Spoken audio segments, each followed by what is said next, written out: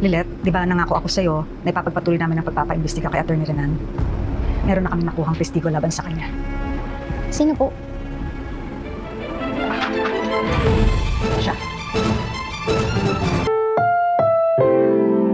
Ang programang ito ay rated SPG. Striktong patnubay at gabay ng magulang ang kailangan. Maaaring may masiselang tema, lengguwahe, karahasan, sexual, horror o droga na hindi angkop sa mga bata.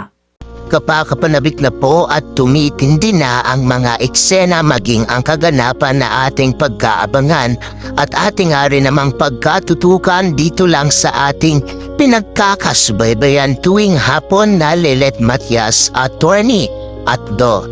Sa huling 2 linggo, simula pa lang nga rin naman kasi ito na wala na nga rin namang magagawa pa itong si Renan, kundi tanggapin ang katotohanan na kahit anong palusot na gawin niya, ebidensya na nga rin naman mismo ang magdidiin sa kanya maging ang titistigo nga rin naman laban sa lahat nga rin naman na mga pinagplanuhan nga nitong si Renan.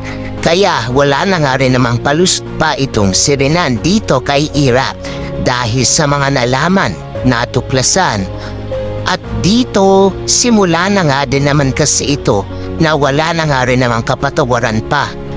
Nagagawin nga itong si Ira dito kay Renan sa mga nalaman at katotohanang lumabas na ang inililihim na sikreto nga nitong si Renan.